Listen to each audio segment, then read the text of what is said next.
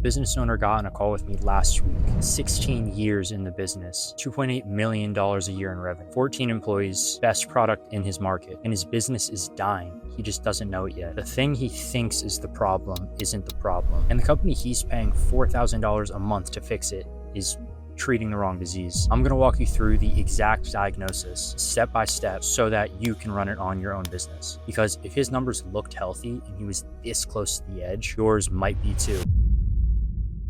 Quick setup, some details change to protect the guy, but the numbers and the situation are real. Let's call him Mark. Custom cabinetry and millwork in Tampa, high-end residential, curved staircases, full libraries, stuff like one-piece walnut islands, the stuff other shops turn down. 16 years in business, 2.8 million in annual revenue, 14 employees, 4.9 stars on Google, priced 20 to 30% above competitors, and still wins on quality. On paper, it's healthy. Letters from happy clients on his wall, Christmas cards from kitchens he built years ago. So then why was he on a call with me? Because the phone stopped ringing. His words, the leads just dried up. So he did what most owners would do. They hired a marketing agency, $4,000 a month. SEO, blog articles, Google ads. 8 months later, 3 inquiries, 32 grand down the drain. Most people watching might think that the problem is obvious. Bad agency, fire them. Hire better, run better ads, right? And that's the trap. I see this so often in 2026. Watch what happens when you actually ask questions.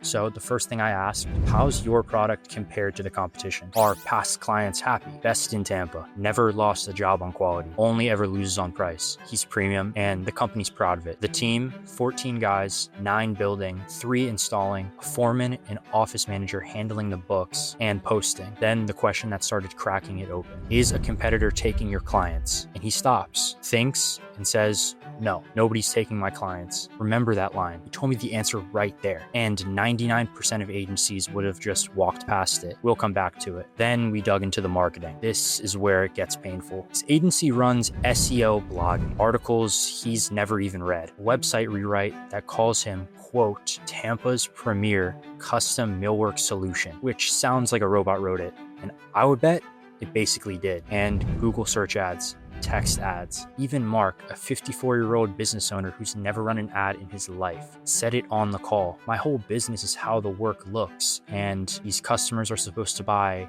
words? The owner's instincts were better than the own agency's strategy. Just sit with that. And the ad spend. He thinks maybe $1,200 of the $4,000 a month goes into the ads. He said he'd have to ask his office manager. His monthly report says traffic is up 40%. Both things can be true at once, but that's how agencies keep retainers alive while businesses die. Here's where 99% of marketers would jump in with the playbook. And none of it is technically wrong. Fire the agency, post real content, actual before and afters, not just phone pictures. Tell the story. Mark's dad was a carpenter. He started sweeping the shop at 12, built 4 guys into 14, get reviews after every job. He has 30. The newest is 8 months old. Repurpose everything: Instagram, Facebook, TikTok, Shorts. Run meta ads, visual platform, visual product, track everything, all of your metrics. All true, all useful. I told him that. But if I stopped there, I'd be a content guy giving content answers. A checklist is worth $500. A diagnosis is worth $100,000. And the diagnosis is the thing almost everybody misses because the marketing was never the disease. Go back to what Mark said. Nobody's taking my clients. The well dried up. So I asked him, where did your jobs actually come from for the past 16 years? A handful of builders, 2 interior designers, 1 architect, a 12-year relationship. That was the machine. 16 years of $80,000 kitchens flowing from 5 or 6 relationships. And in the last year, 1 designer retired. The architect moved to commercial. Builders spending much less. His referral network didn't slow down. It died, fell off the face of the earth of natural causes, and nothing replaced it. That's the diagnosis. And here's why that agency could just never fix it. Mark sells $80,000 custom kitchens. You know who buys those? Not the average person scrolling Instagram. It's builders, designers, architects. His business is B2B wearing a B2C costume, and his agency was running a homeowner playbook for a business where 1 designer relationship is worth more than 10,000 clicks. One more thing that the checklist crowd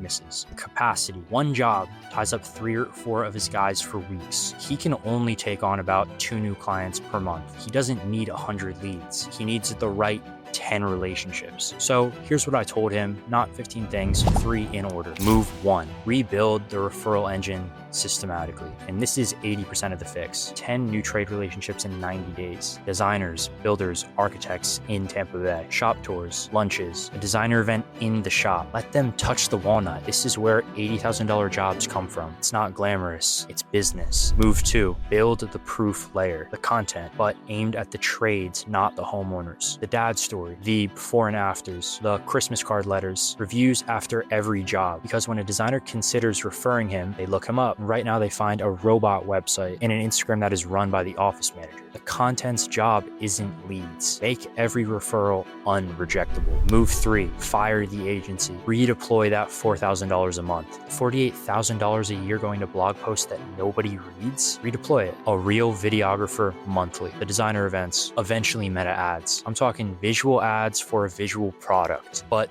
only after moves 1 and 2 are running. Notice what's not on the list. No TikTok dances, no going viral, no 15-point checklists, 1 restraint, 3 moves in order. Here's the uncomfortable part. The reason I decided to make this video. ARC's numbers looked fine. Revenue fine, reviews fine, product elite, and the engine underneath had already died. He hadn't felt it yet because the business in the pipeline can take about a year to completely empty. Every business seems to be running on an engine that the owner stopped looking at years ago. The question isn't whether yours has a weak point. It's whether you find it before it finds you. If you run a 7-figure business and want this exact diagnosis for your company, the real constraint, the 3 to 5 moves in order, that's what me and my team does. If you want to book a call with us, the link is below. I take 2 of these a month. If it's not urgent, don't book it. If this made you think of an owner that needs to hear it, feel free to send it to them. You might save them a very expensive year. I'm Chris, this is Power 10.